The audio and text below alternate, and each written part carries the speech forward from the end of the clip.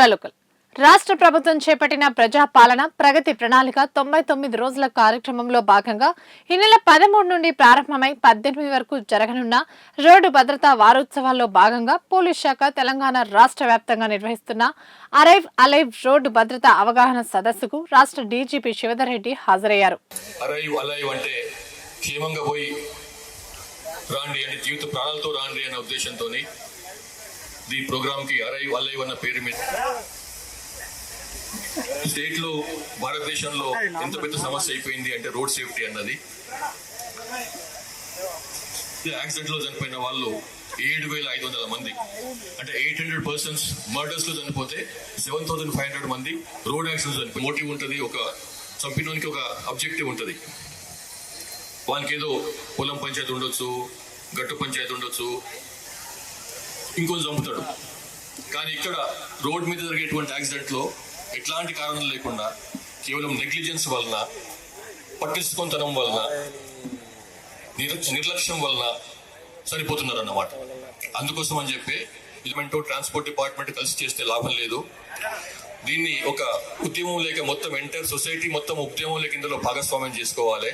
కూడా ward member స్థాయి నుంచి, ఒక గ్రామంలో ఉండే వార్డ్ మెంబర్ స్థాయి నుంచి రాష్ట్ర స్థాయి ముఖ్యమంత్రి వరకు కూడా అందరూ కూడా ఈ క్యాంపెయిన్ లో భాగస్వామ్యం కావాలన్న ఉద్దేశంతో ట్రాన్స్పోర్ట్ డిపార్ట్మెంట్ చెందినటువంటి గౌరవ మంత్రి పొన్నం ప్రభాకర్ గారు, మేము అట్లాగే ఆనరబుల్ సీఎం గారితో ఇది రిక్వెస్ట్ చేసినప్పుడు వారు ఎంబడి యాక్సెప్ట్ చేసి ఇది చాలా పెద్ద సమస్య, మనం దీన్ని ప్రతి గ్రామానికి గడపకు తీసుకుపోవాలి, ప్రతి వ్యక్తి కూడా దీనికి సంబంధించి చైతన్యంగా కావాలి అన్న ఉద్దేశంతో ఈ కార్యక్రమాన్ని ఫస్ట్ టైం మాకు ఒక గవర్నమెంట్ సంబంధించినటువంటి ప్రోగ్రామ్ లో పోలీస్ డిపార్ట్మెంట్ ప్రోగ్రామ్ ఉండదు, కానీ ఫస్ట్ టైం దీన్ని ఈ గవర్నమెంట్ చేస్తున్నటువంటి ఒక ప్రణాళిక ప్రోగ్రామ్ లో, ప్రజాపాలన ప్రగతి ప్రణాళిక ప్రోగ్రామ్ లో దీన్ని ఇంక్లూడ్ చేశారు.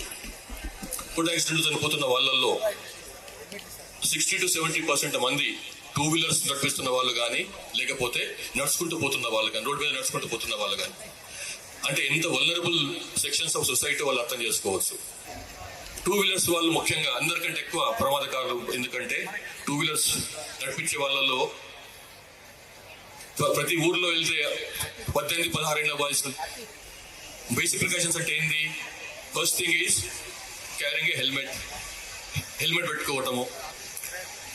రెండవది వెనుక కూర్చున్న వాడటం. మూడవది ఏంది?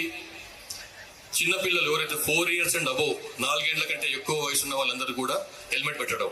4 ఏళ్ల కంటే ఎక్కువ వయసు ఉండే వాళ్ళకు కూడా, అంటే వెహికల్ లో కూర్చున్న రైడరు, పిల్లల రైడరు, చిన్నపిల్లలు ఎవరైనా ఉంటే వాళ్ళకు కూడా హెల్మెట్ పెట్టుకోవాలి.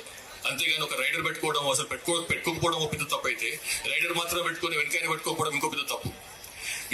ఏం చేస్తాం మనము అంటే, హెల్మెట్ పెట్టుకుంటాం కానీ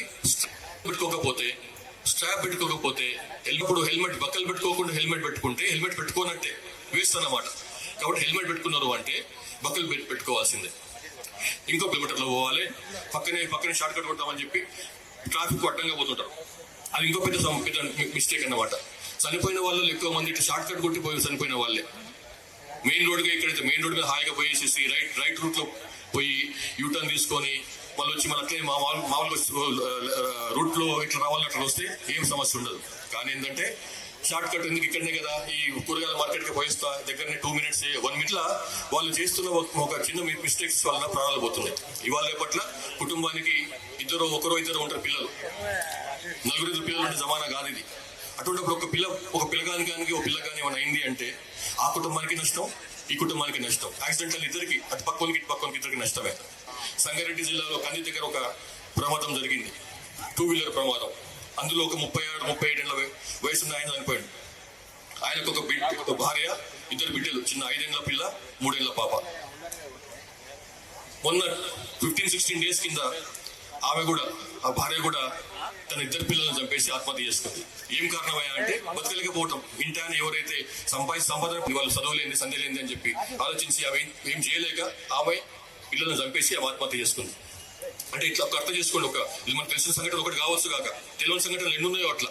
ఏదో కారణం వల్ల వాడు యాక్సిడెంట్ చనిపోతే, ఏదో కారణం వల్ల వీళ్ళు ఆత్మహత్య చేసుకోవటం, లేకపోతే కృషించిపోవటము, ఇట్లా ఏం చేయలేని పరిస్థితి ఉన్న వాళ్ళు ఇంతమంది ఉన్నారు మనకు తెలిసిన వాళ్ళు. అగైన్ ఎవరన్నా కానీ తెలిసిన వాళ్ళు అరే ఎందుకు చేస్తున్నావు పోయి నువ్వు తాగిపోయినావు కదా వద్దులేదు కొంచెం ఇంత కూడా కాలేదు నేను నాకేమవుతుందని చెప్పి పోతాం. దానివల్ల మళ్ళీ యాక్సిడెంట్ అయ్యేది. మనం తాగినప్పుడు మనం సాధారణంగా నడవడమే కష్టం అయిపోతుంది మనకు. అటువంటిప్పుడు బండి ఎట్లా నడిపిస్తాం? మామూలు నడవడే కష్టం అంటే మనం నడవడమే కష్టం అయితే తాగినప్పుడు బండి ఎట్లా నడిపిస్తాం? దానికి మనం డిసోరియంట్ అయిపోయి ఉంటాము, లేట్ రియాక్షన్ ఉంటుంది, ఇమీడియట్ స్పందన ఉండదు. కాబట్టి వెహికల్ పెట్టుకున్న తాగి ఉన్నప్పుడు ఎట్టి క్రాప్ పోతుంది, ఎంటికలు పోతాయి, నెత్తులు వస్తుంది, చెవులు పడవు, ఎన్కోటి హారం కొట్టి రాదు.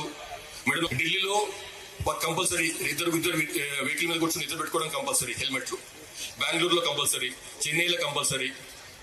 మనకి కొత్త మనకు ఎంత నెత్తి మీద ఎంత అభిమానమో, ఎన్నికల మీద ఎంత అభిమానమో నాకు అర్థం కాదు. నేను నా జీవితంలో హెల్మెట్ పెట్టుకోలేదు. నేను ఎన్నికలను పోయి దానికి సంబంధం లేదు, ఎన్నికలు పోవడానికి హెల్మెట్ సంబంధం లేదు. కాబట్టి హెల్మెట్ పెట్టుకోండి.